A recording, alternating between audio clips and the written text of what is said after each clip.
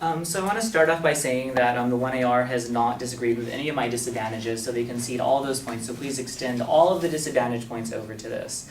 I also want to go on to say that the Middle East is on the brink of war. One small wrong move and it will escalate, full-out regional conflagration, which we've already gone over. You need to understand that Iran, Hezbollah, Turkey, many of these other Middle Eastern countries, they are allies with Syria. The president of Iran has come out and said that they hold the United States publicly responsible if they attack Syria. They will hold Israel, They will hold Israel publicly responsible if the U.S. is to attack Syria. This is a statement made by the president. This is fact. This is what's going to happen. They also said that the U.S. is a superpower. The U.S. is a world power, but we are no longer a superpower. This is a fallacy. This is no longer Cold War times where we're dealing with Russia, people.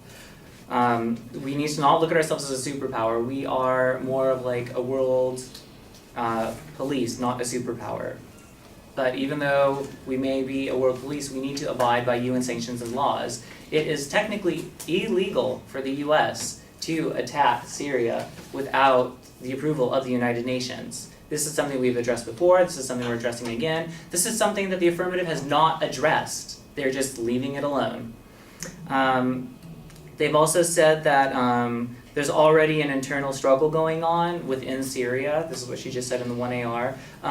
Yes, there is already an internal struggle, a struggle that needs to play out by itself. If we intervene and by chance the rebels become in power, Syria can become potentially one of the first Al-Qaeda-led nations.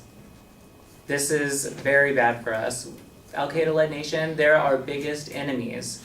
I also want to go on to add that in the 2AR, you're going to hear Matt speak very soon, and I want you to keep in mind that this is about regime change and the disadvantages to it. There could be a nuclear disaster.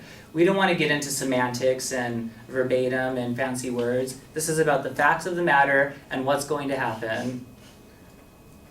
So these are the things that you really need to look at. You really need to focus on the main issue at hand, their limited solvency, the fact that if there is this war, the nuclear ramifications are obvious and apparent, the ramifications to the U.S. economy, which we've all gone over, and the unspoken ramifications also. Thank you. Please vote negative.